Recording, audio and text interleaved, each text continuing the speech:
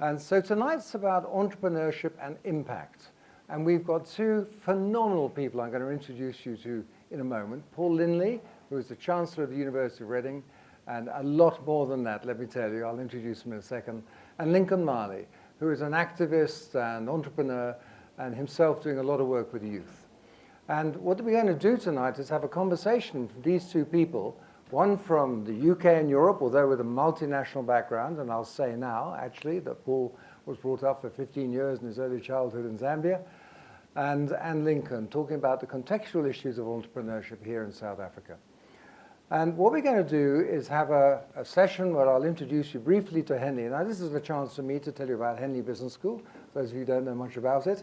Henley Business School is a leading international business school operating in China. We have a campus in Malaysia. We have an office in India. We do a lot of work in the Middle East, increasingly so now. We have a very big operation here in Africa, based in Johannesburg, where we graduate 2,000 people a year, and we've all been graduating now. And we have campuses in Finland, operation in Malta, and of course, a lovely operation, a lovely campus in the UK at Henley-on-Thames. And we're also delighted to be part of the award-winning and environmentally activism leading university, the University of Reading, which is a university that's approaching 100 years old now, and has a very wide-ranging set of activities, and is accredited and well into the top 200 in the world. That might not sound much, but there are probably, I don't know how many universities in the world, but well over 13,000, probably more like 20,000. So we're in the top 200, 0.01% that would make us, but I'm not making any claims. So, and the Chancellor is a person who is the appointed person to be the figurehead of that university and to demonstrate the vision of that. We're very pleased here to run a series of programs, MBAs, including global MBA, accredited programs, and executive education programs, which are award-winning. But part of our purpose here is we have a motto, which is probably written up here somewhere. It's called, "We build the people who build the businesses that build Africa." And it's of enormous concern to us that we do education that makes an impact in the societies we live in, that changes people's perspective of education and makes it relevant and helps bring people into the mainstream, giving them jobs and employment and dignified employment, and help them grow the country. So that's enough about that background. We work ourselves at Henley Business School in Africa with over 350 NGOs and SMEs through a program called MBAID, where we integrate that sort of activity into a lot of our executive education learning. We have a wide range of scholarships too for people who are activists, people who are investigative journalists, creative sector as well. So, but let's get to the real meat of the evening, and it's my absolute pleasure to invite Lincoln and Marley to come and sit on the stage. Lincoln and Paul to come and sit on the stage here together, please. And I'll introduce them to you when they're up here. Thank you.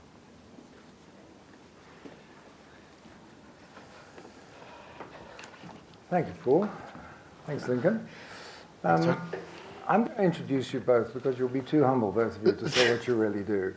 So Paul is an award-winning British entrepreneur. Actually, he was the Entrepreneur of the Year, and I believe the Director of the Year, and also Brand of the Year, with his company's Ella's Kitchen, which is a children's food company he set up, named after his daughter Ella, to provide really good nutrition to babies, young kids, and whatever. And Paul is a youth activist. Not only was he doing that for a number of years, and sold that after, I think, 7 years of operation for $100 million.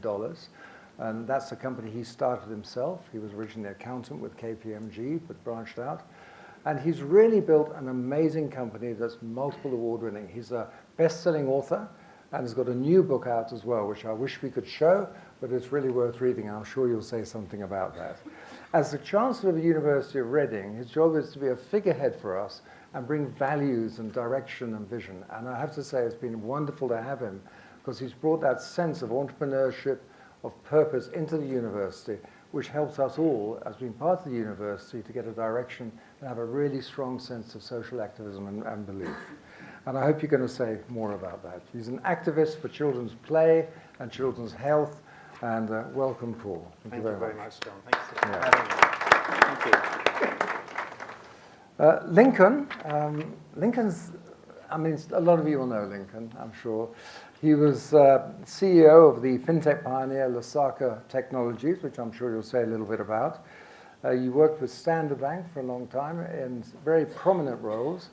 You came from a very challenging background, I would say. That's the truth, isn't it? And I hope you'll say more about that. You were an anti-activist, anti-apartheid activist in your youth. And you were also, which I didn't know, you were the spokesperson for the Ministry of Education in South Africa between 1994 and 1997. He's also launched the Lincoln Marley Leadership Foundation, with which Henley is collaborating, much to our delight, which is helping growing a next generation of youth leaders through initiatives focused on sports development, leadership training, youth empowerment, community feeding schemes, etc. And he's also a prolific writer and author. So I'm absolutely daunted to be on stage here with two of these phenomenal people and great writers. So thank you very much indeed. And tonight, they're each going to go through a process. And the process is firstly, Paul, and then firstly Lincoln, I think you're starting, was it? Or, I don't know. Yeah, you are starting. Okay. Lincoln will start and give his background for about 15 minutes, and then Paul will do the same. And then we'll open up for questions online as well. We have Mamadisi in the back monitoring the online questions, I hope you can hear. And then we'll take questions from the audience, and if necessary, from us. And really trying to dive in. What is entrepreneurship? What is entrepreneurship with impact? And how can we have great entrepreneurship in South Africa? Okay, everyone? Okay, thank you. Over to you, Lincoln. Thank you. Good evening, everybody. John, are they okay? Yes, yeah, I'll be sure? here. Yeah. No, I'm in your audience. Are they okay? Evening, everybody. Okay, much better. And to everybody online, my name is Lincoln, or Lincoln, obviously, depending on school you went to. It's a great honor for me to be here and share a few thoughts with you on the topic of entrepreneurship and also how we can impact the world and try and change the world and make a difference in the world. So at 18 years old, I'd been expelled from school. I was in and out of jail. I was trying to leave the country. I was part of a group of very angry young people. But there were people who saw something in me that I didn't see in myself. They didn't give up on me. They encouraged me to go back to school and be able to make a difference in life. And one of the most prominent of those people was my father, who said to me, it's not the size of the stone that we can throw against the police, nor the potence of the petrol bomb we can throw against the army that's going to make the difference. But it's going to be the quality of education that you get. It's going to be the quality of the values you imbibe and the principles you uphold. And that was a fundamental conversation that changed my life. And so many years later, I found myself at the Henley Business School, graduating with an MBA. So the same dropout kid who was almost expelled at varsity, was expelled at high school, found himself graduating from the Henley Business School. At the Henley Business School, my thesis was on financial inclusion. We are the most unequal country in the world. This is not sustainable. So already in 2006, I was arguing that the issue of access to financial services is going to be a dominant topic for time to come. And where we are now, 2024, and still the issue of financial access for small entrepreneurs and low-income individuals remain a topic that we have not conquered. So as I was putting out those thoughts, I was inspired by the words of C.K. Prahalad, who challenged us as businesses not to view the poor as victims or a burden on society, but to see people as resilient and creative entrepreneurs and value-conscious consumers. Just before I came here, I had an occasion to celebrate some of our clients. And these clients are guys who run service stations in townships. 20 years ago, you would count those guys, in your finger. Now there's a growing group of people who are running businesses in townships and villages. And we had an occasion to celebrate them this afternoon. Austin also challenged us to say that we need to find innovative ways to become part of the solution profitably. Because, of course, they're investors. But you've got to say to yourself, are you wanting to make an impact? And then you're making a profit. But if the only thing you think about is a profit motive, you've missed the boat. How can you make an impact in society in a way that society benefits? And of course, your company can benefit. So I find myself in the space of fintech. And fintechs find themselves in a position where they are positioned to benefit from secular tailwinds that are going to be a benefit for them if they're able to take advantage of them. What are some of those tailwinds? The first one is that cash is still with us, it's still dominant, but it's not going to be an emperor anymore. The value and use of cash is starting to decline across the world. Yet Africa is one of those where that decline is slower. But we think the direction of travel is that cash will become less and less, and society will start to digitize. And that is an opportunity for fintechs. Also, if you ask the question in 2011 and said, who are the top 50 merchant acquirers, those businesses that do payments, you will only see 3% that were non-banks. In 2022, they were 57%, which tells you that there is an opportunity for non-banks. The third big opportunity is that the biggest acquirers on the continent are all banks, right? Unlike other jurisdictions where non-banks are coming in and digitizing the economy, we have an opportunity to do so. And now we have a regulatory environment that is being shaped to enable non-banks to participate fully in the economy. So, given everything, why didn't I leave an environment that I loved for 20 years? I see some of my former colleagues that are in the room. I spent 20 years and my blood was blue. Why did I leave all of that? And then why did I leave to join a company that at the time was unprofitable? It was burning cash every month and had a damaged reputation. I didn't know that there was an entrepreneurial thing in me. I always saw myself as an intrapreneur. I used to cause havoc within a large institution. But somebody gave me a challenge to say, could you take on this challenge for financial inclusion? And when they got to financial inclusion, they got me at hello. I remembered that these are the words I said at Henley in my dissertation. I argued for a different world and a different change. And now I had to put my money where my mouth is. And so I was then fascinated by bringing smart people, cutting-edge technology, the ability to bring innovative solutions, and find mutually beneficial partnerships to champion financial inclusion towards shared prosperity. That's the thing that attracted me to leave the comfortable environment to an environment of the unknown. So in this journey, we now have this organization called Lesaka. Lesaka is a Sotho and a North Sotho word for crawl, which is about bringing in more people, have more people inside than outside. And so we created this organization, and everybody said, how could you call this Lesaka? It's a Nasdaq-listed company.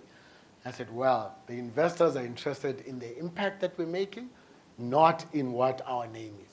So we are Lesaka. And so this organization, what we have now, is an organization that is aimed at consumers who are underserved. 1.7 million active consumers, which are mainly social grant beneficiaries that people don't see as customers. We see them as customers, and we develop solutions for them as customers.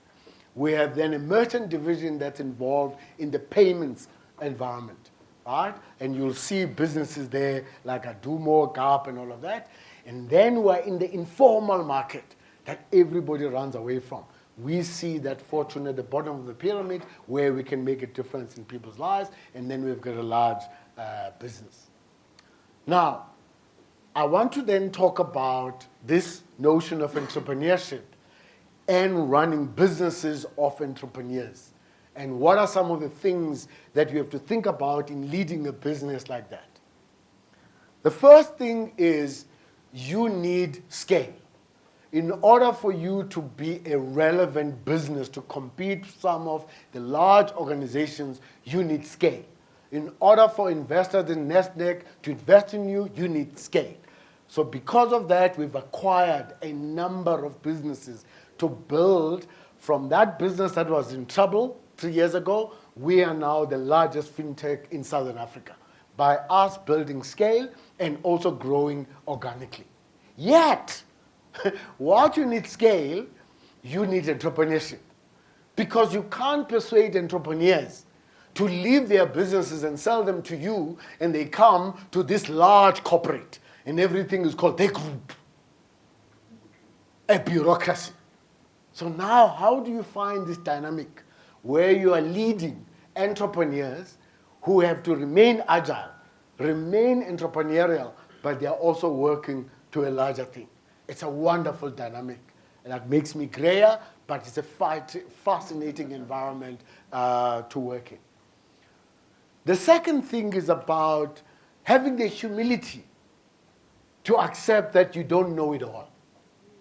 Now, in my career, I have had a fair number of promotions, and some of them come with a bit of extra money. But one thing, John, they've never given me in any of the promotions is extra IQ. So I don't understand why leaders think that the more senior they are, the more they should know everything. Because it's actually impossible, right? So the humility to know that there are more other people with ideas in the environment enables your organization to grow. And that's an entrepreneurial environment where you're getting a lot of ideas from different quarters in order for us to move to a different environment.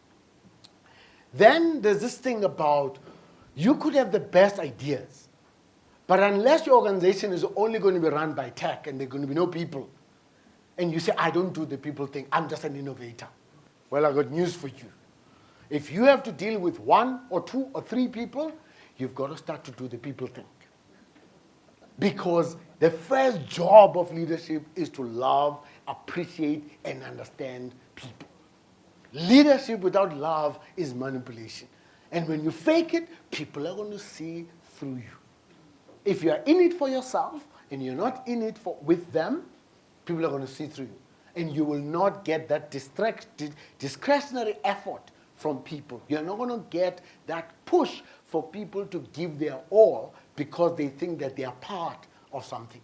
We've just launched an empowerment scheme. And people are calling us to say, is it legal? What do you mean? Because we've just decided that our BE scheme, our empowerment scheme, will be available to all employees equally. And us senior people will be excluded from it. People said, you can't do that. Well, duh, we've just done it.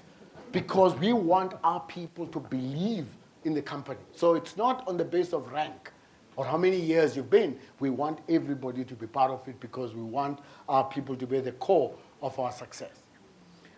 Then there's this thing, because we're a fintech, we've got technology people, we've got lots of tech people, but it's instilling this idea that we're not innovating for innovation's sake. We're not just here to smash the status quo. We're not just breaking everything around us, but we're trying to find the pain points of customers and try and solve those pain points either through technology or processes or new ideas. So it's not about the gizmos. It's about how can you solve fundamental problems, either societal problems, organizational problems, or customer problems through technology and innovation. And the other idea we started is about how do we as leaders become multipliers? How do we become the kinds of people when we walk in a room, there are light bulbs that switch in people's heads? How do we become those people where everybody has a sense that I'm being heard, I'm being appreciated, I'm being understood, where ideas can be bandied about and no idea is suppressed? That's fundamental to being an entrepreneur. If it becomes only certain people's ideas are heard, well, you're not leading. You're just having a nice stroll by yourself, right? But if you're having a group of people who are burning with desire to make the organization to work and succeed, then you're onto something. We've built this brand without any money. Remember I said we were almost bankrupt? We had to get our people to be the ones who say in public and to others, we are Lesaka. Actually, people thought we were bigger than we were, right? Only now are we becoming a large organization through the acquisitions, but at the time, we had a lot of ideas, and the ideas came from our people and the people we interacted. So this was one of the things that is important for leaders. How do you become like an orchestra conductor? Those who watch orchestras, the conductor does not face the audience. The conductor faces his team or her team and makes sure that they play the melody. And even if they've played one of the instruments, they don't take the instrument from the person. They are making sure the music is played. And only at the end do they turn around with their team to accept the applause. So many of our leaders, they're busy for the applause. They are facing the audience and have their backsides to their teams. It should be the other way around. How do you orchestrate? How do you make sure that the organization is working? It's not a one-person show. It is a multi-headed monster where there are many decisions made by a lot of smart people that you work with. Part of this is leading into their no, right? For somebody who made a lot of big decisions about choices I made of working on the continent when I was at Standard Bank, I thought I'd made a lot of brave decisions. But only when you're an entrepreneur do you realize that almost on a daily basis, you are facing the unknown. You don't know what things are going to be. You don't know whether we're going to get funding. You don't know whether our systems will be up. All of that. In a large corporate, there are departments. You know those departments deal with that. In an entrepreneurial environment, all of us are interconnected. And the things we do have an impact on others. So part of this thing is letting go of the fears to get into the entrepreneurial environment. The clients I saw this afternoon, 99% of them, these are about 25 guys, 99% of them came from large corporates. They had great track records, but then they decided to go and build businesses.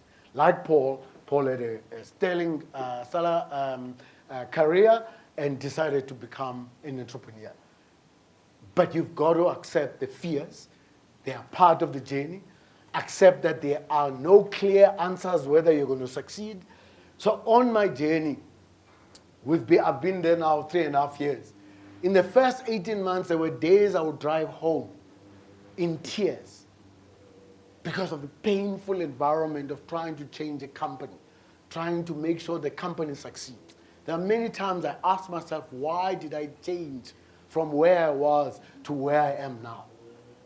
And you have those moments of doubts. They are normal. You are a human being. But as an entrepreneur, they live with you. And those are moments I now treasure. Right? It doesn't mean they're over, because as bigger we are, the more problems we have if we don't succeed. And being a Nasdaq listed company, every 3 months, we have to tell the shareholders what we've done. There may be problems and whatever. Nice and very interested, but has your business grown quarter on quarter? And they don't want you to come there with big English. They want you to tell the story of how the business performed. So you live on that roller coaster, but if you are clear about where you're going, you are not determining your decisions only on the quarter. You've got to be clear about what is your North Star and what it is that you're trying to do. So one of the things that I've certainly learned and I was quite passionate about even in my dissertation was this thing that as the future goes, you will find that creativity, imagination, tolerance of ambiguity, stamina, passion, empathy, and courage may actually be as important as analytical skill, intelligence, and knowledge. So many times we still see people in the linear way of analytical skill, intelligence, and knowledge. But in the environments that we're going to face, in the volatile environment we're going to face, all of these other attributes become as important. I'm blessed to have some of the people I work with who are in the room. David. David was the founder of Zappa. David runs our tech team. Now you get somebody who's an entrepreneur, was a founder of a company, and you now come in. If you now say to David, hey, David, I only want these other pieces, he dead. You're like, dude, I'm going to go and start another company because, like, why should I be here? Or you get someone like Bonolo who is busy with a PhD. These are people who challenge you every day. You're like, what about this? Yeah, what about these other things? That, for me, is an environment I'm comfortable with, where we're challenging one another. We're growing as a team. Nobody has all the answers. As I try and wrap up, John talked about impact in society. So 15 years ago or so, I started a journey to do things that have an impact in the broader society beyond just what I do at work, and started to dedicate some of my salary and bonuses to start to invest back to the same people who gave me an opportunity when I was a troubled child. And so I started this journey, and these things have now come to what we now call the Lincoln Marley Leadership Foundation. Its core mission is to develop midwives for Africa's rebirth. And we are unashamed about our focus on this continent. This country, or any of the countries individually, will not succeed. We may all be passionate about how we don't like one another, but bear you this.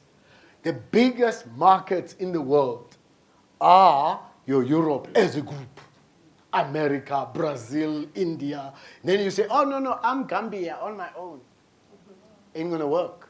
If we can't work together, we can't trade together, we can't travel within the continent, we can't create a market, we have huge problems. We have huge problems. So we've got to find a way of thinking, not only of South Africa, but we have to think about the continent. So as part of this, started a number of things. 11 years ago, started a cricket tournament in the rural areas of the Eastern Cape where people like Makai and Tini were produced, to say, we can't just say Makai and Tini was produced and then who else came? What are the next guys that will produce in those rural areas? And we called it, we named it after my uncle, Ray Mali. The second thing was one day I was having a birthday thingamabob. I think at my age, John, you would know that we no longer have birthdays, we have Thanksgiving. Right? So 2.5 years ago, I finished my birthday, and I just wrote to say, every time there's June 16, they always will bring some guy who got shot in the bomb in 1976, and he relays the story. And history is important. But if all we do, we're looking backwards, we have a challenge. Where are we going? Where's the future? And I had this vision of bringing some of the best minds in this country who are young, mixing them with the top CEOs in the country. And I just wrote it. And then I was speaking to a colleague, Lusanda, and telling her, hey, people are going to think I'm a fraud. I wrote about this thing. It's now in April. He says, no, Henley responded. It's like, what? They said they're interested. And then started a journey with the Henley Business School. And now we have the annual Youth Leadership Summit, where we get about 250 young people from the ages of 21 to 35 who have to apply and go through stringent tests by Mamo and others. We don't want people to come here because they're here for a selfie. We want to know what are they doing already in their environment. Are they creating NGOs? Are they creating things? We want to bring those young people. Then we bring top leaders to give master classes. And all of that knowledge, if you are not in the master class, is available on the Henley website, is available on the foundation website, so that we democratize knowledge. So that young people, of course, they're going to look at other things on TikTok, but with the spare money data, at least they must find knowledge. And just at the click of a button, they can hear from some of the thinkers in the country. And then we also use that opportunity to engage many of the leaders. So when we've got the summit, I'm never here because we have a team of people that we work with. They work together, the foundation team and the Henley team, to make the magic. The whole day I spent interviewing each one of those leaders, so that again we've got content that young people anywhere on the continent can press and wow, listen to a leader and hopefully be inspired by that. And then the last thing is, again, 10 years ago, started a rugby tournament. Most people will not know that rugby in township schools, in townships, is as old as 130 years. Most people think it started with Sia, right? The reality is my father's club, the Orientals Rugby Football Club, was formed 130 years ago. So I grew up with this history from my father. But I couldn't find it anywhere written. There were times when I thought, is this old man lying to me? And then suddenly, one day, I found this book. This is last year. It's a big book on Springbok history or rugby history. And there, it says Oriental Rugby Football Club, set up in 1894. And I was like, oh, my dad. The guy was telling the truth. Because there were times when I doubted the guy because he would talk about the way he used to play. He said, I would get the ball from the late so-and-so, pass it to the late so-and-so, and the ref was the late so-and-so. Like, Dad, is there anybody alive who saw you play? Right? There was no YouTube at the time.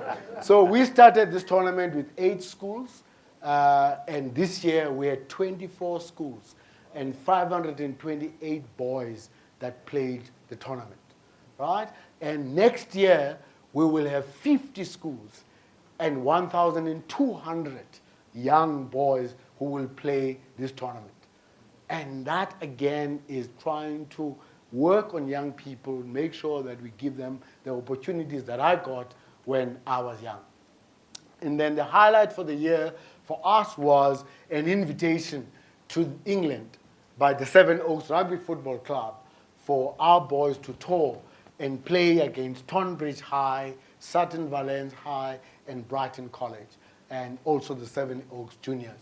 And these young guys who come from the most challenged environments were able to steal everybody's heart.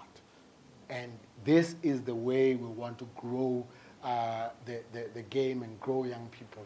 And then next year, we're so excited, we will also have a girls' tournament that we will have in September, because the biggest supporters in that tournament were girls. But we're like, where's the girls' tournament? So we've answered the girls. The tournament will be there in September.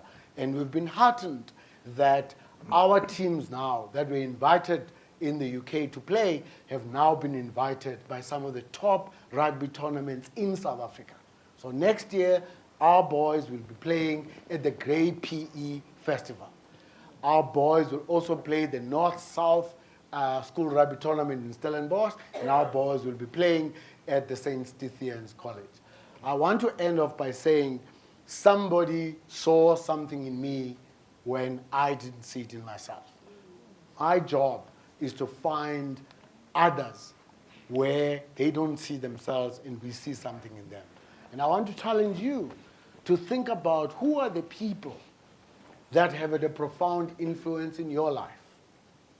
When you go back to your old suburb or your old township or village where you come from, you might see these people. They may not have gone up in the economic ladder, but when they see you, their face lights up, because their calling was to produce people. people like you. I wanted to be a leader like that. Because when I pass away, it will not be how many deals he made, how many did he sell and whatever. It will be what impact has he made in society. And the words of Professor Clay Christensen in a lecture to us in Boston, he says, how will you measure your life? And I think sometimes in South Africa, we belong to these fancy things called WhatsApp groups. In these WhatsApp groups, we self-mutilate. We want to do everything, and we end up doing nothing. Because we're daunted by all the problems that the country has. Right. My challenge to you is start small. Whether it's a business, starts there, and that business one day grow. Or start small to contribute, even if it's in the school where you started, by just giving maybe a 50 rands. If I see how much money gets spent in places over Thursday, Friday, Saturday, Sunday, if just 50 rands to go to a school, you would be able to take a dropout like me, who then becomes the CEO of a Nasdaq-listed company. I thank you. Thank you very much. You want to go?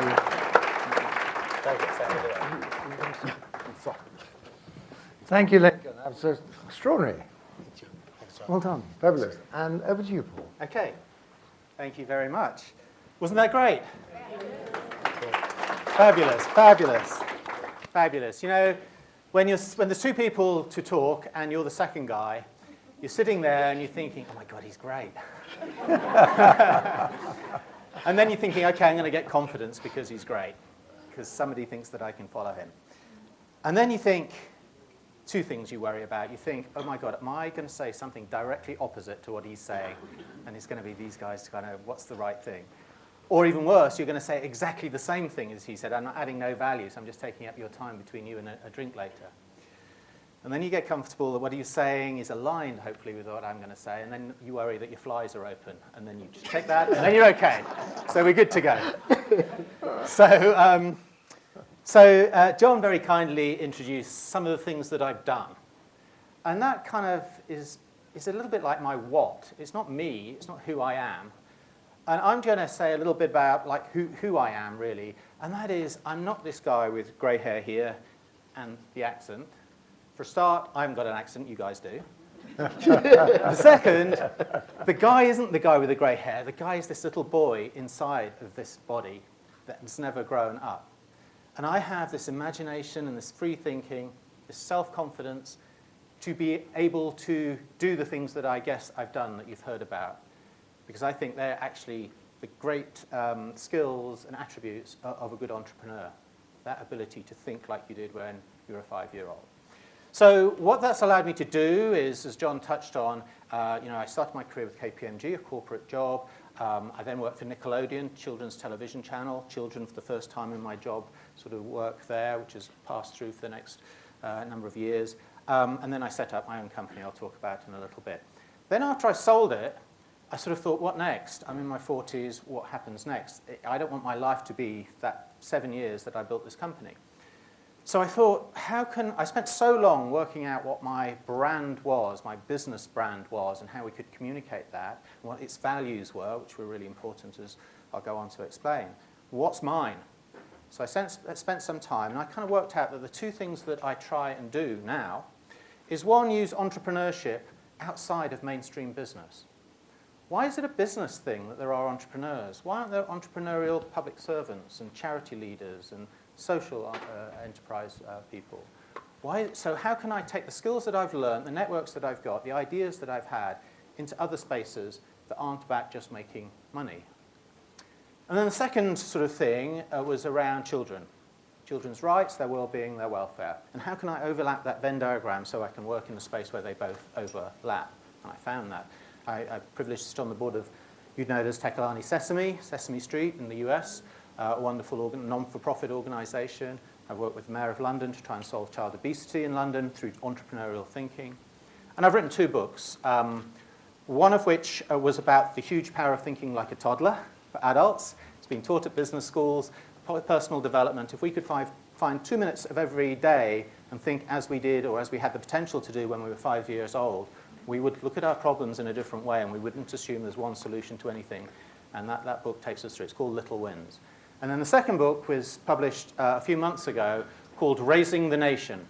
And it's about how to build a better world for our children, because if we build a better world for our children, we build a better world for everybody else. Our children thrive, we all thrive. And it's got a lot of ideas for politicians, really, for governments, to challenge them to say, our job is to help all of our children thrive, and we're going to set these policies along the line to do that. And that's kind of entrepreneurial thinking along that. So you'll see, I think, the three sort of points of a triangle that my life is around Africa. John said that I grew up in Zambia, spent many happy years there, and I've spent a lot of time in the continent since.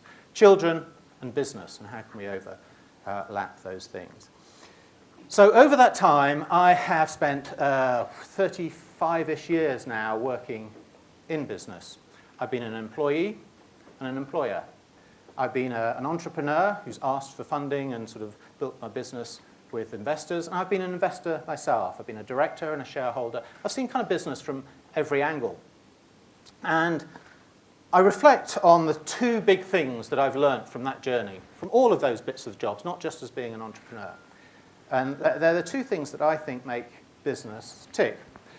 And the first one is that it's all about people. Phew, we're aligned on that. It isn't really about the money. The money follows the people. I think business, if you're a business school, and I'm absolutely privileged to be the chancellor here, you'd have as many semesters and as many courses on psychology as you do as economics, because you've got to persuade people to change their behavior, to be motivated, to invest in you, to work for you, or to buy from you. It's the psychology. How can I get inside somebody's motivation to change their behavior and buy this instead of that? You can have the best business plan in the world. You need people to deliver on it. So that's kind of the theme about my key learning. The second learning was, I guess, part of my personality trait, learned from that little boy that I once was. And that is to always, always ask why. Ask why. I'm curious about why you came here this evening. Was it the free drink and food downstairs? It was probably Lincoln. Or probably John's persuasion. And answering that, why did I come, and all of that. But honestly, if you ask the question why, and then when you're given an answer, you ask why that answer is, you've got this curiosity about you that you can then begin to imagine the world in a different way, and you can do innovation, and you can be that entrepreneur because you're not accepting the status quo. They're the two big things that I've learned. So I'll take a moment just to explain Ella's Kitchen. It is in South Africa, but it's a business that I started in 2006, and I ran only for 7 years. It doubled its turnover every single year from £1 million in that first year, and it was profitable every single year. And although I'm an accountant by training, as I've said, it's all about people. So I felt that the money would follow the way we operated as a people-centered business. We set a set of values, deliver it, get the people around to believe in that, motivate them, and make the money. So I'm going to fall into the trap of telling you the what about Ella's Kitchen to start with. That's what it is. It's all kinds of baby food from 6 months old right through childhood, through primary school. And it may not look like baby food or what used to be baby food, but it has grown to be the biggest baby food company in the UK. It is in 50 countries around the world. It was the brand of the year. My team and I have been privileged with so many awards along the way. But it cut through against massive multinational corporations, and then my customers were all the huge supermarkets, a few of them that were David and Goliath conversations. So I had to work out how that all worked. So that's kind of the what. But the why, as you're surely asking me now, is why did you do it and why are you doing it? It's because I had this mission. To improve children's lives through developing healthy relationships with food. That's what I wanted to do. I knew through working at Nickelodeon that children were getting less healthy as the generations go by. And fingers were being pointed at us by saying, you guys have got television, they're not going outside, they're watching your programs. And even worse, they're watching the adverts in the middle that are all about bad food. So I knew that was an issue, and I thought, from building that brand and understanding the power of a brand and the power of motivation and persuasion to change people's behaviors, I could do that they did with Nickelodeon. I could do that with food. So that's words, and that's kind of how we live by. But even better than words is this video here is really why we did it. So, yeah, we just found something else that makes you laugh. It's no problem. We go, beefy stew.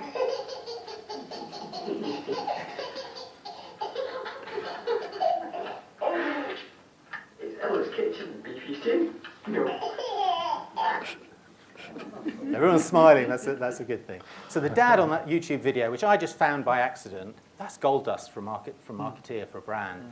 That's a parent interactive. This goes on for 20 minutes, by the way. It's a 20-second cut. It's just, that's what we're about. It's not really about the food. It is about the food. It's about the relationship with the food and the relationship with the dad and the parent. And that baby will have a good relationship with food for the rest of his life if that's what he thinks about food. So that's what we did. And and as John said, or maybe said, I started the business on the idea that as a real-life experience, use real-life experience. Ella is my daughter. It's called Ella's Kitchen.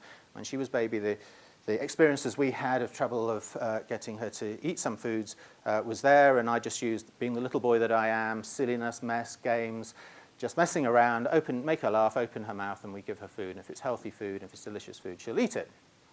So the point of that, though, is that's easy when you're a tiny, weeny company. We're Ella's Kitchen. Here I am, all the photo shots and everything with me and my daughter. Then when you become the biggest brand and everyone's looking at you, how do you remain that personal brand? You know, and part of our DNA was fundamentally, we're parents talking to other parents. We're not a corporation talking to a consumer. And we kept that in us. But whenever a consumer got in touch with us, and we're selling like 100,000 units a day, someone's going to come in with a complaint. How do we deal with that complaint? It may be really, really serious. Their baby may be in hospital and may be thinking that it's our food that's caused that. So again, people, if it gets to a stage very quickly that is something like a baby is sick, I'm on the phone to that parent, talking as a parent to a parent with empathy and with speed. I don't know why, if it's anything to do with us, and if it is, why, and it will take weeks to work out through the supply chain. But as long as they feel listened to by a human being, and not treated as a consumer number because they've got this number there in this list, then they will react better. And actually, you can turn those people around to be real advocates for your brand if you treat them like people. So that's because we built it on a real life story and a real person. And as I've already said, kind of my understanding, my learning at Nickelodeon was we have an obesity crisis in the UK, and this is a solution to it. Make food fun for babies and children, and you can make it healthy as well, and there you've got a winner. So that got us to the point that now every half a second of every day throughout the year, there's someone eating one of our baby foods. I can still say, I sold the business 11 years ago, but it's still that emotional to me. So I thought it would be valuable then if I just shared what I think are the 5 steps to success of why our business was successful.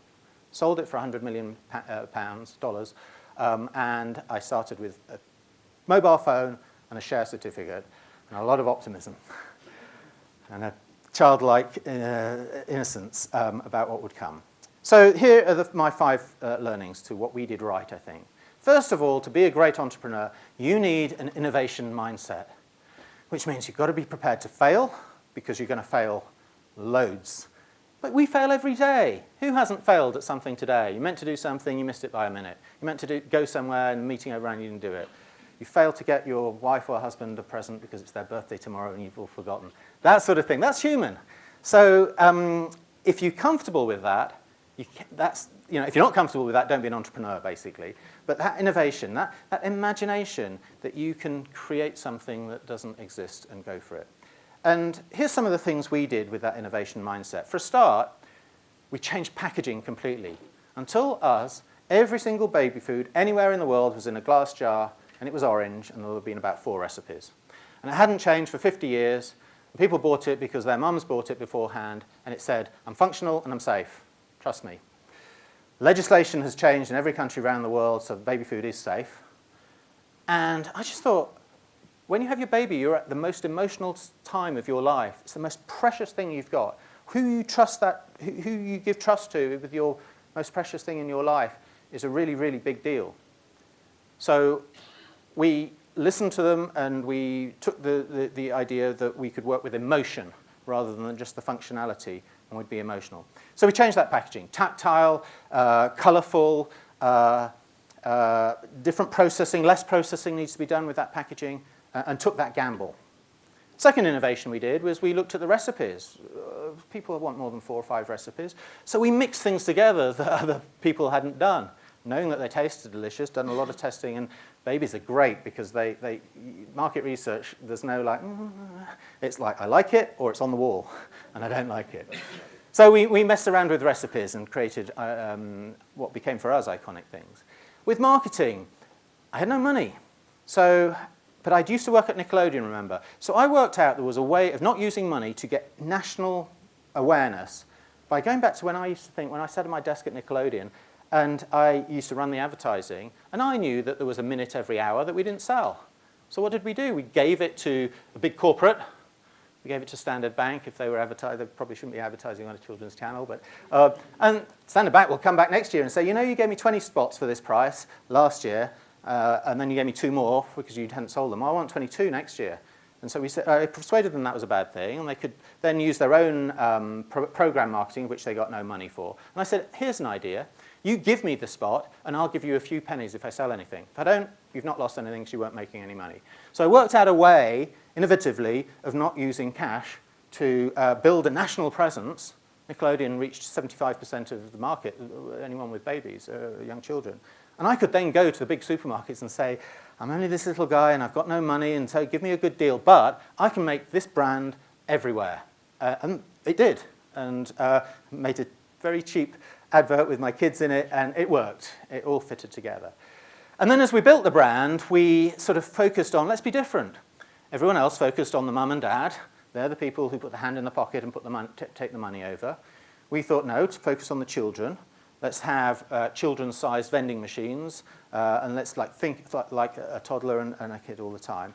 And we cut through like that. So that was the first thing. Second thing is around building a values-based business. Having that mission and that reason that you're doing it. Besides, I've spotted something, I think I can make money out of it, and I'm going to go for it. Because if that's your only reason, those really shit days when everything is hitting the fan, and you've got a legal problem and a marketing problem, and someone hasn't turned up for work, and all of this thing, you've got to have a reason to get out of bed. And your passion and the values that you have will do that. So I think this is the second time Simon Sinek's come up. I noticed it was on yours, so great minds think alike here. But Simon Sinek's got a great book, Start With Why. And as I said at the beginning, that's really influenced me to ask why all the time. But why gives you your purpose. You can do your what and your how, that's the functional stuff. The why is your purpose. And so your purpose is a mission, but it gives you that clear and simple idea. This is why I'm here. I'm not going to be wavered from it. Everyone's saying to me, I'm an athlete, I eat your baby food because it's high calorie with rice and stuff. And he's saying, go for the gym market. No, someone else can do that. I'm about children. Keep your mission simple and clear. Second thing with a mission and a purpose is that you get passion. You get passionate people working for you, and you get out of those beds on those days when it's difficult. The third thing is that it gives you a focus, you know why you're there, and it gives you an opportunity to always be consistent. When something goes wrong, you know why you've made that decision, and you can defend it. The journalist phones you up and you don't even know there's something wrong, and they say, well, I've done this. Well, it's because this, and this. So we had this set of values in our 360s, in our evaluations, in our recruitment process. They represent values, and we made sure that it was embedded in the people side of our business. So we recruited the mindset people, and we rewarded and promoted and told them they were found out if they were doing a good job through 5 values there I don't need to go into. So my learning within all of that, if you put a values-based business, is that brands, if you're in the consumer product market, brands start from the inside, not the outside. They seep out. You can do whatever marketing campaign you can say. We can think of the big businesses that say they're doing this, and then Volkswagen, it'd be great, I hope no one works for Volkswagen, but 10 years ago they decided it was okay to lie about the emissions, yet their adverts would be all about their values or what it means to drive. Start with the inside, build your brand on the outside from what you do together. Right, the third thing is about teamwork, building an awesome team. The servant leadership stuff that Lincoln was talking about. Make your team better than you. Employ smarter people with you. Empower them to make the mistakes themselves, knowing that if they get it wrong, it's your responsibility for not having trained them or communicated enough with them, and then together take the decisions, the learning from what went wrong. But if you build an awesome team, and if you absolutely give them one goal. This is why we're here. Buy everybody in. Everybody is important. The receptionist is just as important in the business as the sales director, because we just don't employ people just for the sake of employing them. You take either of them out of our kind of machine with cogs in it, and the cogs don't turn. Need them both with one goal, and then you can sort of pull the same way all the time. That's our team at my house with one of the summer days we have. So when you've got that, and when you motivate people, they'll work really hard. They'll think about their work at the weekend when they're walking their dog or whatever, and they'll come back and they'll think about your business. You've motivated them. And then you get as your leadership point, I put two things there, but I think there's a third one, which is inspiring them daily, reminding them the mission, reminding them how we are collectively doing it. But really what you're doing is you're recognizing people and you're rewarding them with a thank you, nothing more. For the CEO of a growing company, when there's 50, 100 people, to go up to somebody and say, thank you for doing that and that extra thing, you stayed half an hour late and you did this and did that, their pride of being noticed by the CEO for a very small thing is worth way more than the extra half an hour you might have paid them or something like that. Fourth thing is to be obsessed by your consumers in a consumer brand case, but customers otherwise. Know everything about them, not just that little moment where they're making that purchasing decision. For me, it's fundamentally mums and dads, but fundamentally mums. And for baby food, the word Trump there has put me off. Food taste trumps everything. It's no good saying everything about it and you just doesn't taste right. They're not going to buy it a second time. But also important is value for money, is health for the types of consumers we're after, is convenience. It's got to be easy, busy lives, professional people often, and the ethics, what you're saying about yourself. And finally, that they have a voice at being heard. Because that's really important for any business, that feedback loop, that the person that's bought from you is telling you something about your brand. How do you internally organize yourself so that the operations team, the sales team, the marketing team, and the finance team, anyone knows what the customer's saying, so you evolve and adapt your way forward. And then the final thing that I think we were successful was because we constantly sought active ways to deepen the authenticity of what we're saying and the trust of our consumer in us. And that comes with, it's really difficult to define what trust is. I bet every one of us has got a different definition of it, but we know when it's gone. When it's broken, it's gone, and it takes years to build back. That 1 minute when the CEO said something wrong in a report, a journalist, or the consumer care person has said something wrong to a customer, trust can be broken. So you do everything that you can to prevent that, and that's by standing for something and being consistent, having that mission that we've talked about. And we deepened our trust by campaigning outside of the business side. I hope I've explained that I set the business up not thinking, I'm going to sell this for X amount, and I knew we had to be profitable to sustain ourselves, but the mission isn't we're going to make X amount of money. The oil that makes that mission is the money. So we took our privileged position to campaign to change our government laws about weaning and about access to food and price of food and that sort of stuff. And we were successful in that too. So all of that, really, those 5 things makes me think, passionate about, business is this unique thing. I was telling the students when I was doing the graduation ceremonies yesterday at the business school that business is this unique thing in society. It creates innovation and it creates prosperity. Nothing else does both of those things. You need both of those things to create a better world. We need better products and services that help us live better lives and look after our planet better. And we need the prosperity, the money, the profits to be able to make more of them and do more. Alice Kitchen's a B Corporation. I don't know how many people know about them, but we changed our constitution to say it's not about the primacy of shareholders. We're responsible for our environment and our communities as well, equally. So it's okay for us, to the board or to the shareholders, to say we're going to put a penny on our packaging to make it more environmentally friendly. A penny off your profit, ultimately, that's the right thing. The management couldn't be fired for that, for example. So I won't talk about just imagine if. Maybe in the questions someone wants to ask that. So let me just do some reflections. First of all, I'll repeat, so in case you didn't get it, people and asking the question why. That's my 35-year learning, and if nothing else, I would ask you just to reflect on those 2 things as learning. But you've got a winner when somebody goes out and dresses their child in your packaging and posts it online. and then post a picture of the back which says 100% squirm and 5% patience and that sort of thing. It's brilliant. It's gold dust. You know you've got the trust of somebody if they're doing that. The next reflection is about people again and about innovation. And the thing that brings them together is this unique thing that human beings have. And that is that we can imagine something that doesn't exist. We can go home this evening and have a dream, wake up tomorrow, and in that dream we've imagined something that doesn't exist, and we can talk about it to somebody, and they say, oh, you should do that, and you get 15 of you, or there's people in this room together, and we can make something happen that doesn't exist. No other animal can do that. We can improve our world, and that's through innovation, through entrepreneurship. My favourite entrepreneur, anyone who know who she is? Body Shop, Anita Roddick, British entrepreneur in the 1970s fundamentally, changed ethics as a primary thing within business. But she had this view that if you think you're too small to have an impact, try going to bed with a mosquito. That's what I was. I hope if there are entrepreneurs in this room, you're the mosquito buzzing around and annoying the big companies. So what's the missing piece? Why doesn't everybody do what Lincoln and I have just kind of talked about? Thank God we're like two jigsaw pieces in a puzzle that fit together.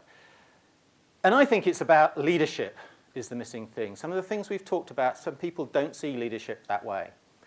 And I think institutions like Henley Business School Africa and others are the places where if it's not just what's taught here, it's the relationships that any of you that have been here or are here now get from each other. That's where the magic is. So that's the end of what I was going to say, but I wanted to reflect on the triangle that I said at the beginning, because I've got a very short video that kind of puts that in context. So I said what's really important in my life are children, children's rights, well-being, welfare, how can we improve the world for children, Africa, and business and entrepreneurship. And so a few years ago, when I was thinking how can I use entrepreneurship outside of business, I teamed up with somebody who, in this, what you'll see, is a friend of mine, but he wasn't at the time. He's an ex-child soldier from South Sudan, and now he's an international famous hip-hop artist. And we got together and we created a charity called the Key Is E to try and use entrepreneurship in Africa to help people who had businesses that might help children. And we created a documentary, and in Kenya we shot it, and we've got the 2-3 minute sort of trailer for it now. I hope the guys are prepped to share it. Thank you.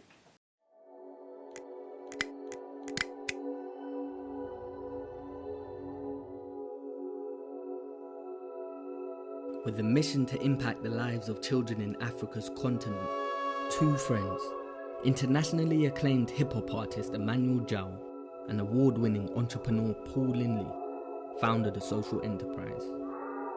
The key is E. I'm in Kenya. I'm going to be with Paul Lindley, so we'll be traveling around looking for entrepreneurs that we can invest in.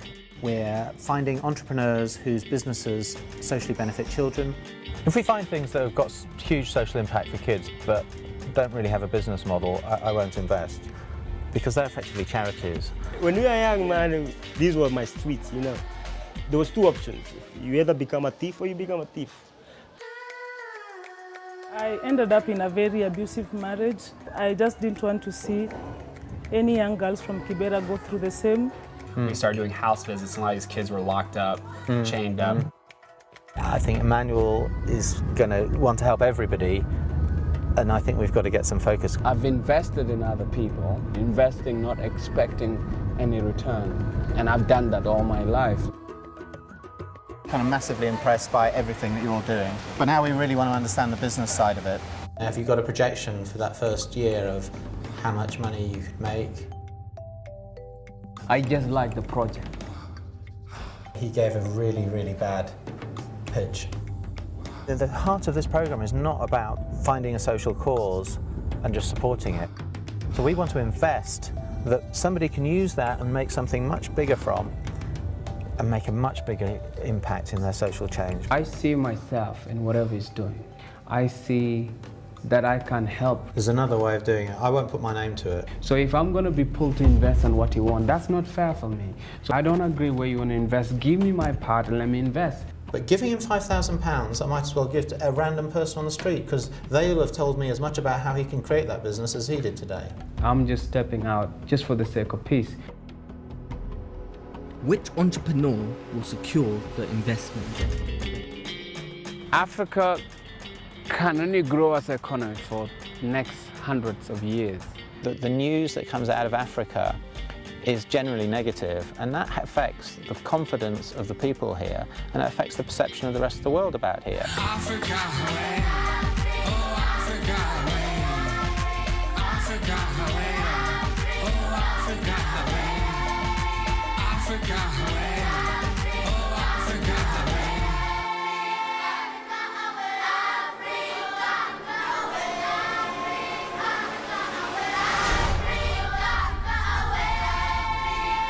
Okay. So, if you want to find out who we found and who we invested in, you've got a 45-minute video, something on YouTube that you can watch. So I hope I've been of interest, I added value to what Lincoln said. Thank you for your time.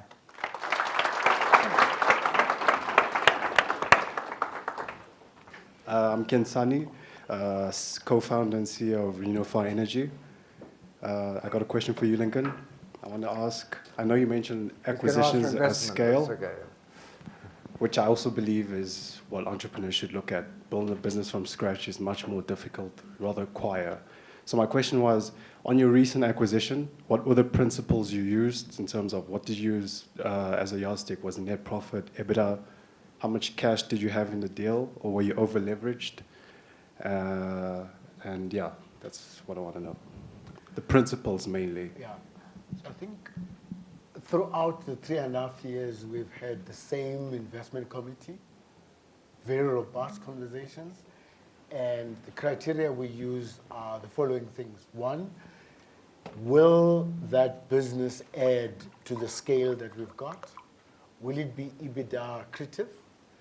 Do we believe in the team that's going to be there?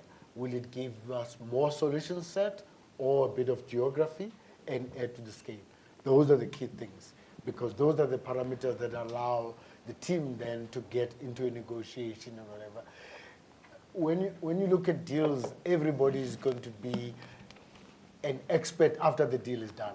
Either you paid more, you paid less. For us, as long as those parameters are there, then the question is, when you've got it in, it's our role now to make it work. Because we bought it because it was great. Let's make it even greater together. And that's the philosophy that we've got. So if I look at the businesses we have now, almost all of them still have the main founders being part of our team. They now contribute to something bigger, and they've stayed to make that investment to work not only for them, but for us. So the last business deal was the research deal, and they're the same principle. And before that one, it was a Dumo deal, which was quite big, same principles that we've applied.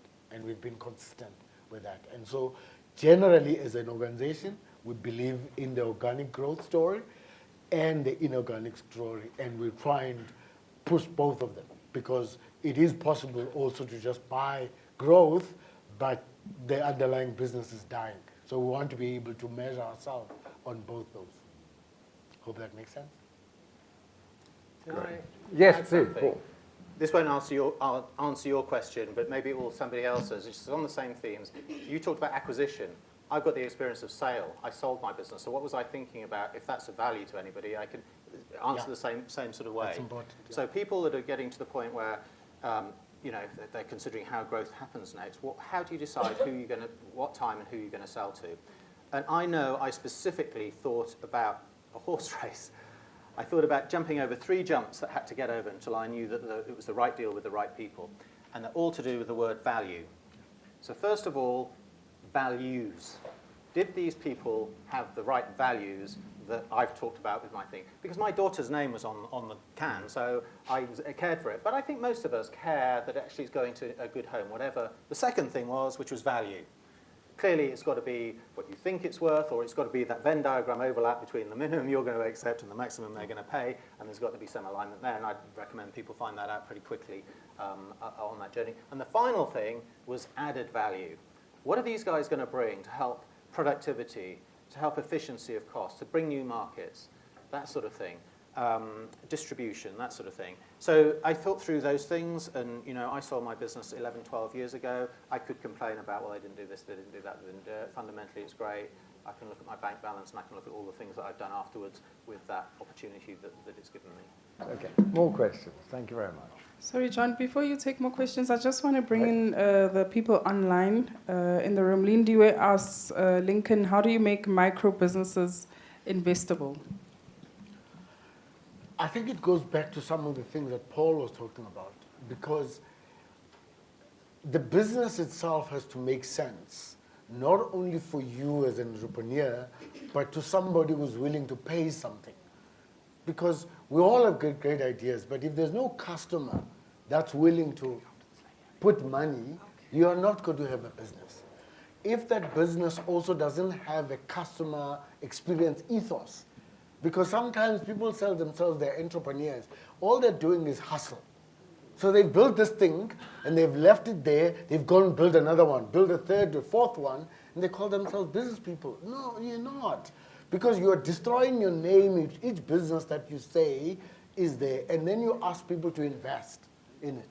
The third one is that you also have to have credibility, because people buy the jockey. So you as a jockey have to be guarding your brand, guarding your reputation with everything you've got, so that people can invest in it. And then the other thing is that you can't just simply say, this is good enough, people must just come. You've got to find a way of telling your story in a manner that an investor or somebody, similarly as if you're looking for a job, you build a CV, you build a profile to go and say, this is who I am. In a business, you've got to build a profile, right?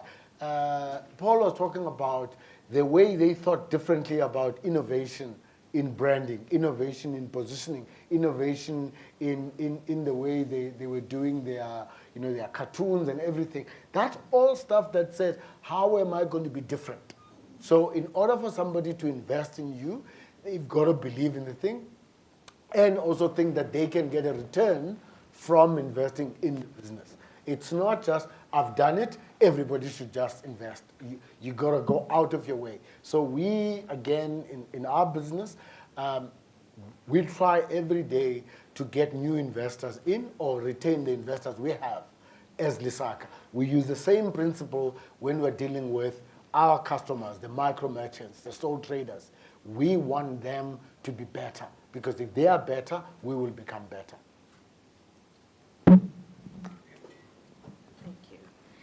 Good evening, everyone. My name is Mahotso Mabote, and I'm an entrepreneur. I head coaching and HR consultancy, and my interest really is around the people aspect that the speakers today spoke about.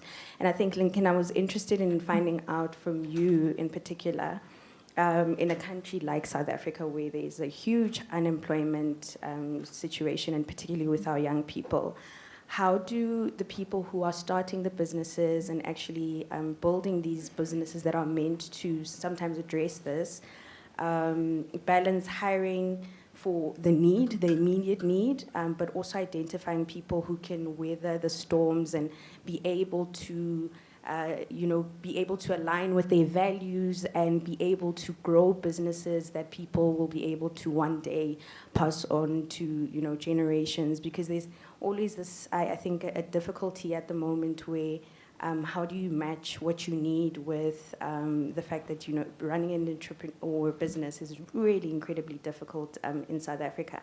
And I think I wanted to know just your thoughts around, or what you would encourage people who are running businesses in South Africa to really be looking at in order to be able to, I think, hire people aligned with the values of the business, but also who can weather the storms of that inevitably come with being in an SMME.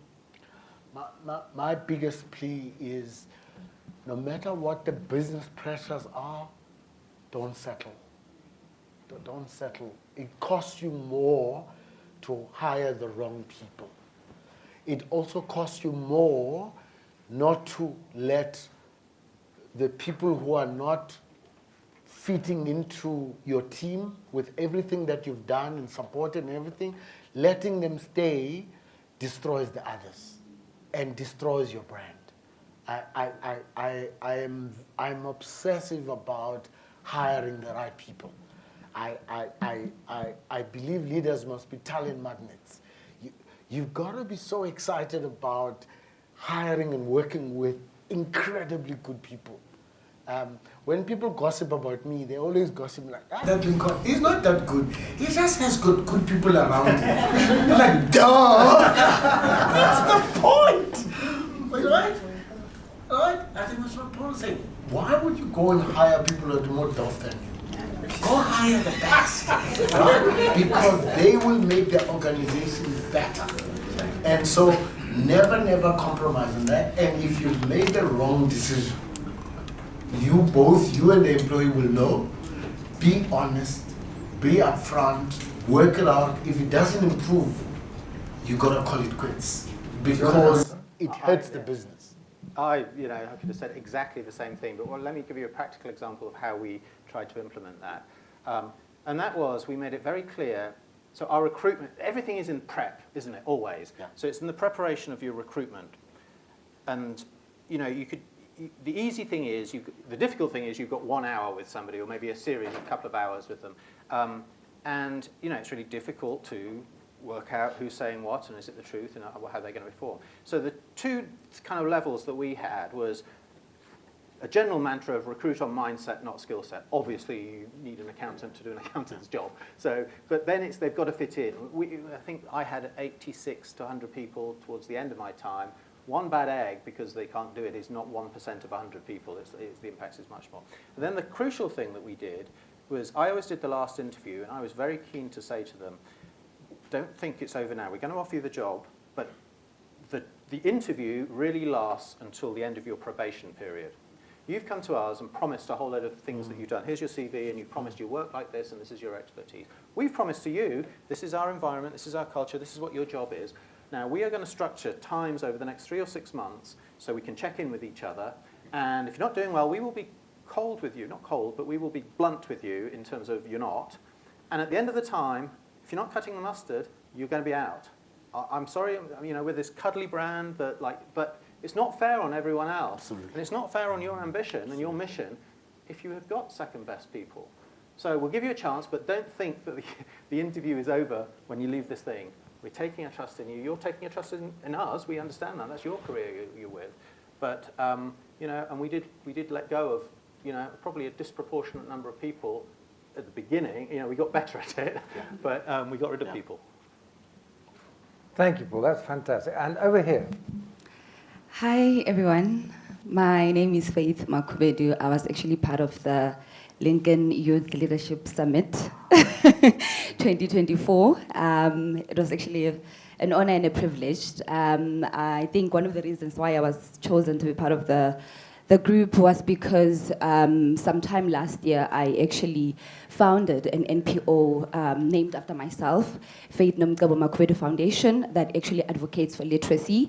And during the International Literacy Month this year, we actually launched a library back where I come from, at the village where I come from, and we did not actually have one. And my question actually is for today, we managed to secure sponsorships like your McDonald's, where they gave us 35,000 books. But my challenge was, obviously, since my NPO is actually not even a year, it's actually a year old, was compliance with Section 18A. So I wanted to find out, with a new NPO, having to overcome challenges of compliance, how is one able to overcome that? Where does one go to for assistance with that? Sure. All I can say is the determination you have to overcome a lot of hurdles to build an NPO and have a library in your village is the biggest thing you've already accomplished. The other things about administrative things will always be part of your life. I went through the same journey with the foundation. But whatever the bureaucrats put in front of me cannot any way compare with the dream I have to do what I need to do. I don't know what the answer is to fast track the whatever section, whatever, but for me, having an NPO that is credible is important. So I don't want you to just look at it as a compliance thing, but I want you to look at it as, I want this thing to be credible, because you know it's credible, but make other people know it's credible so that they can support you more. So I don't know what the section does and who has to do it, but for me, I want your biggest focus on how do I take this thing to the next level. And the thing that heartens me more is last night there was a dinner, and Paul and I had never met. We were hooked up through Henley. And then he goes and quotes one of the most important speeches I follow in my life, that I even write about, done by Robert Kennedy in South Africa, right?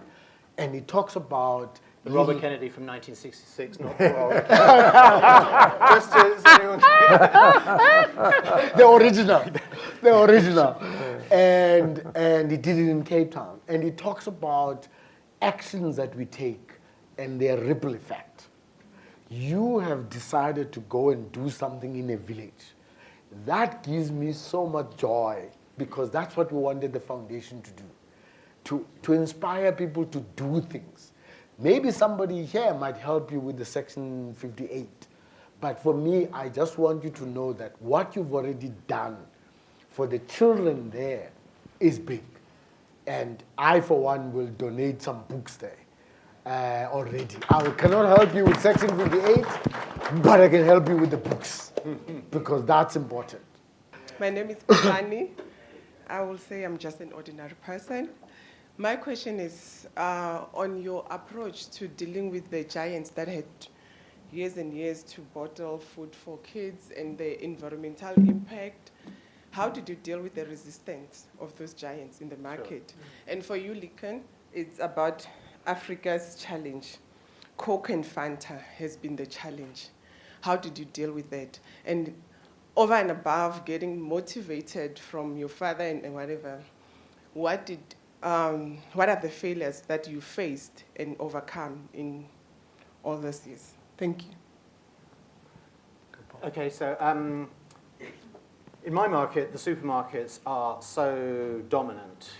Like 3 of them in the UK have 70% of the market. So you have this double-edged sword relationship with them. You need them. They know you need them. But at the other hand, you've got to make out that they need you. So again, it's a little bit like the last question, preparation is the key to this. I never, ever have given the same pitch twice to different customers. So work out what their brands, what their challenges are as a business, what their brand values are, what that buyer is, try and find out what that buyer, even if you can't find out beforehand, listen a lot in the first meeting. What is he or she saying about what their goals are?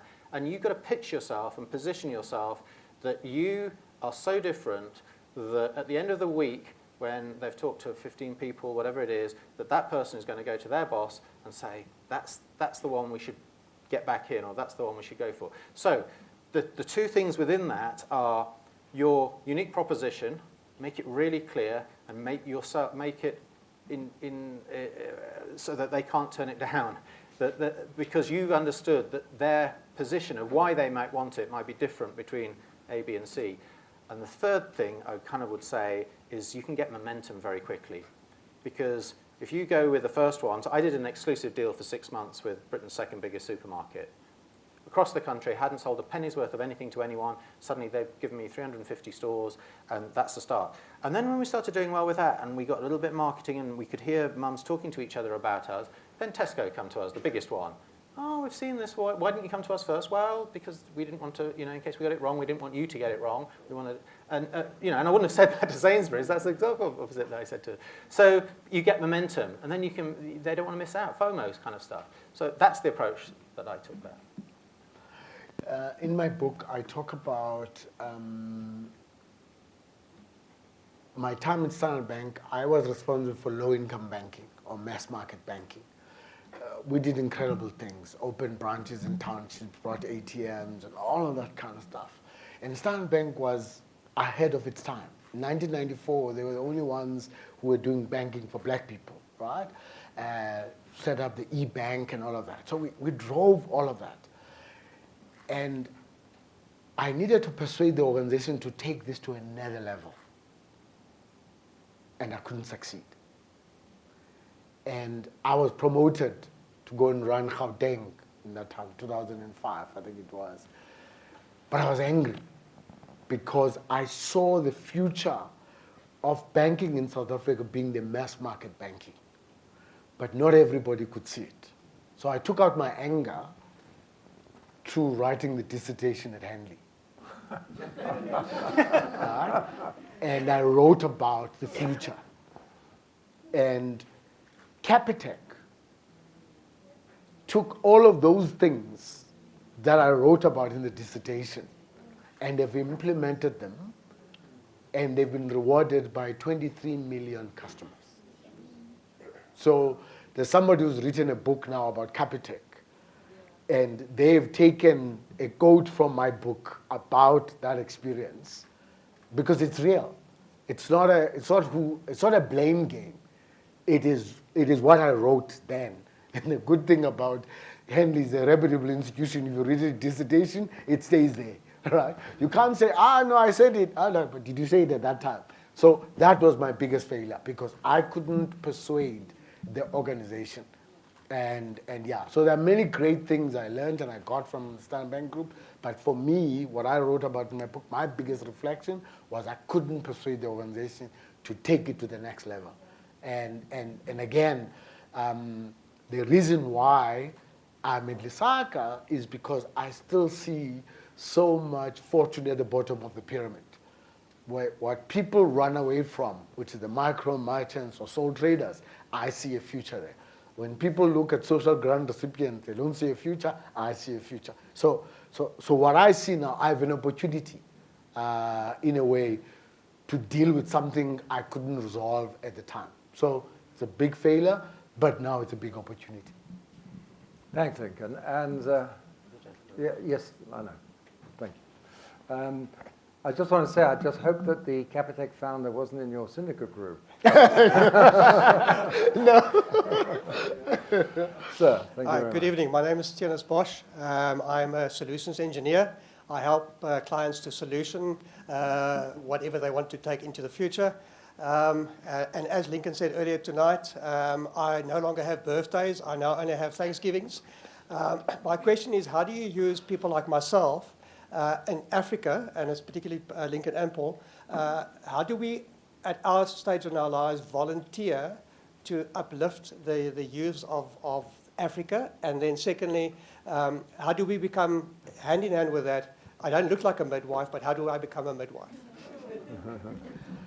So earlier in my life, I worked with Tianus. In the bank, we used to have a corporate bank and a retail bank. It was unheard of for somebody to leave the corporate bank to come to the retail bank. So I was honored that he could come to the retail bank. But I'm going to deal the midwife issue.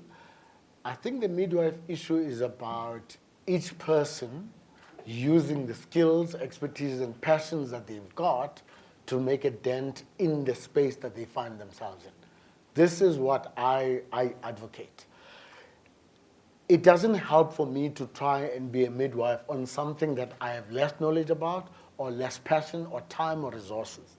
But I want to harness all of those things that are possible. Last night, Paul gave us a challenge to enter some competition that he described so eloquently that all of us were excited about. But the people that were in the room who came from different institutions said, actually, we think we will back ourselves to participate in that competition. They were making a decision based on their agency. And I could say, please include Lesaka. We're not a university, but we got people, right? So that's what can be done in your environment. Two, again, I look at us. We were a business that was almost bankrupt 3 years ago, but now we've got a bursary program that we're doing for the children of our customers. There's no rule that says you can't have a bursary focused on the children of your customers. We're doing it that way.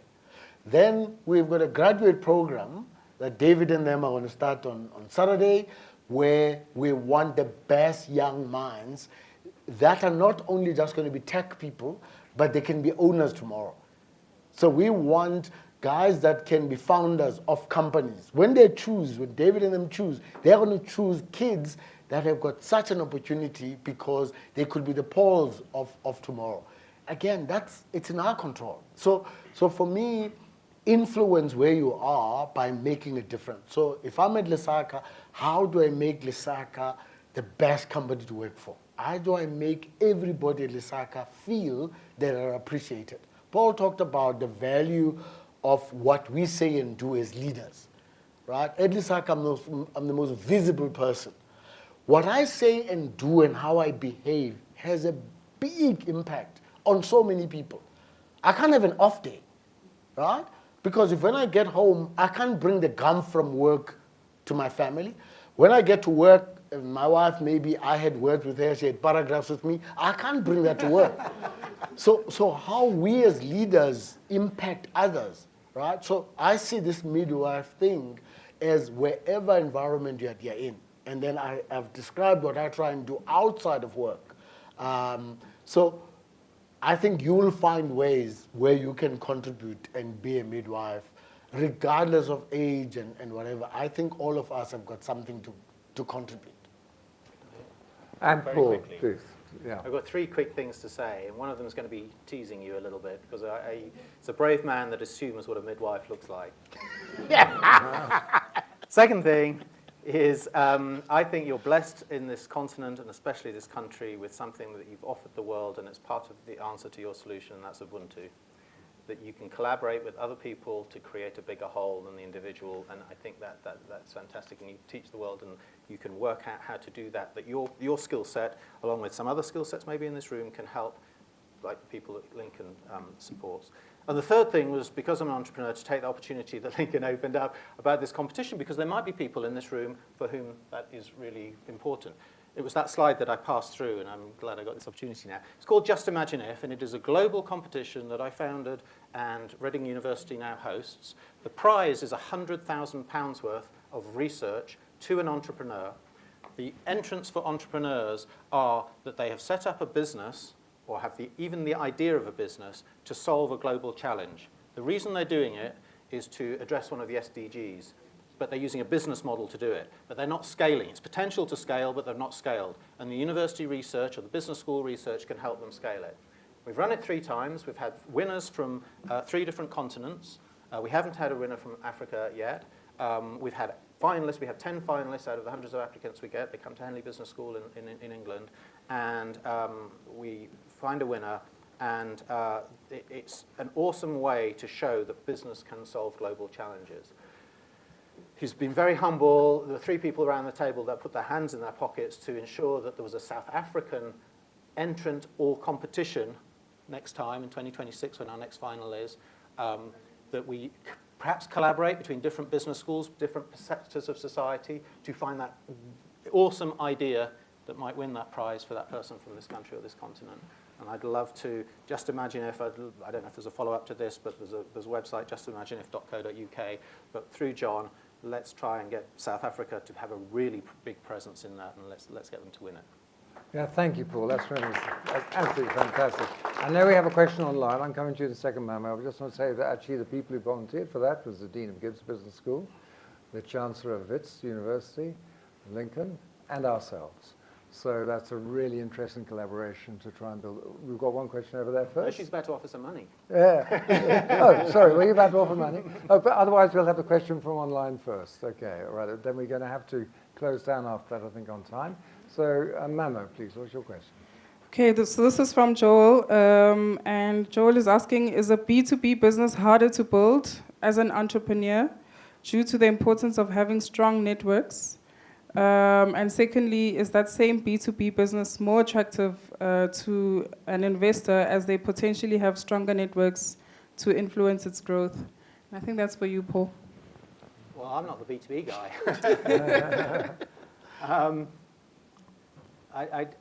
is just a different. It's a different model, isn't it? I mean, you've got to have the same principles. The 5 things that I said were successful about my business would apply to any business, I believe. But business to business, be authentic, understand your customer, build an awesome team, and understand where you put your values, and trust the people is all I can add to that, really. I'm going to look to you, Lincoln. Yeah, I would also add to what Paul has said. I mean, if the business, so let's take out procurement for a second, because it's got its own dynamics, which is the business to government. But if you are offering a proposition to a business, most businesses will take it, right? So you got to challenge yourself sometimes to say, why am I succeeding and why am I failing? And not simply say, well, there are more connections and these others have connections, because the connections might get into the door, but if there's no delivery, that connection is even worse. So my sense is always pitch yourself that you can be the best and compete to be the best. My dad, sometimes when I talk about it, it's as if he was the friendliest guy ever. No, he was not. Right? If I would go to him and there's an exam and I start to say, well, Dad, this test didn't go well. Most of the people in the class didn't pass. And he says, is there somebody who's ever passed this in their lives? He says, yes, Dad, there were people who passed. That's it. To him, why are you telling me about problems? Yours is to solve it and win. So if you've got a business, you've got to believe in your business and make it best so that you win. Otherwise, you're not in business. Then you either find a job or be in another career. Business is tough in that way. You have to compete with somebody else. If somebody else has got a better product, or somebody else positions it well, or somebody has got a better packaging, you will lose. So I think when we want to be in business, we are going to be there to compete, and somebody will be better than us. So I'm not sure whether it's better to have B2B or B2C. I think, as Paul said, the principles are the same. You're going to compete, and somebody's going to be better than you, and there's somebody who's planning to destroy you. Right? There is a competitor who's planning there, who's going to a boss barrage to get you better. Is the only reason why you're failing because of the connections, or are there other problems within your business? Yeah, so there's a lot to... Self-introspection is very important in life and in business. Thank you very much. My name is Matsi Mshe. I have a business called The Transformation Firm. Our vision is to make business transformation solutions accessible. I'm also a student here at Henley. I'm hoping that I'm learning something. The reason why I'm here is to really just hear from peers within the space what the current thinking is. I'm a perpetual learner, and I'm always learning from other people. Steve Jobs said that stay hungry, stay foolish, and it's one of my values, personal values. My question is for you, Paul. You said something about brands starting from the inside. I'm not quite sure what the context there was. Could you elaborate, please? Yeah. What I meant is, whatever you say to the external world, you've got to live internally. That's the way you operate. That's your culture, I guess, internally. If you say, we're fast-moving and stuff like that, you've got to be fast-moving internally. If you're saying that we care for people, you've got to care for people internally. So it's no good the marketing team saying, okay, this is a great strap line and this is what we'll say, this is how we'll position our product. If, I'm simplifying this, but the HR team are not doing any of those things internally. And I'm simplifying it because there shouldn't be an HR team and marketing team. It should be one team, and we're all working this together. But that's how that's what I meant. You can't just say things if you don't do them yourself. In my world with children, you can't tell your children to do something, and they're looking, get off your phones. Well, you're on your phone. Busted. Yeah, busted. Okay, thanks very much. And maybe just one last sentence from each of you before I just wrap up quickly. Lincoln, you first. I think we've got an amazing country. We've got amazing people. And as Paul said, it needs leadership. And I'm going to end off by using a rugby example. A guy sat in Ireland and saw how the Springboks were not going anywhere. And he decided to come, just like any entrepreneur, and take risks, and come here and become the leader of the Springboks. And he made a lot of decisions. And we all criticized him. We now all look like we're supporters of him. But when Rasi started his journey, very few people believed. And he had clear three objectives that he had at the beginning. He says, one is squad depth, winning, and transformation. All three. You look at now, 7 or 8 years on, he's achieved all of them with the team. He worked with the people, and they give the results. My question I want to leave with you is, those of you who follow rugby, you have the highest expectations of those Springboks. It doesn't matter when, you expect them to win. It doesn't matter what the conditions are, you expect them to win. And when they don't win, you say unprintable things. And you normally say it in your home language, right? The question is, what expectations do you have about yourself in this country? We know what we expect them to do. Doesn't matter whether they're tired. Doesn't matter how many games they've played. We expect them to win under any conditions. But do we give ourselves a pass on what we have to do in our own environments to change the country? We want to do the big things, but what about the small things daily? How we bring up our kids, how we look after our communities, how we treat one another. All of those things. When we leave these spaces, we go on these WhatsApps and the Twitter, we're violent with everybody and everybody. But when it comes to Springbok, we expect them to solve all their problems. And we say, they lift the country. They lift the country. 10 minutes later, we're fighting among each other. Then until the next game. Is that fair? Can't be. What are we doing? We should be the Springboks of our lives. Springboks of our communities. Springboks of our teams. That's the thing. I'm challenging us to be better every day in our sphere of influence. That's my concluding remark. Thank you very much. I'm going to pick two. I'm going to remind you of the two things that I thought were important, people and asking why. But I'm going to pick two, a macro thing and a micro thing, I guess, to leave with you.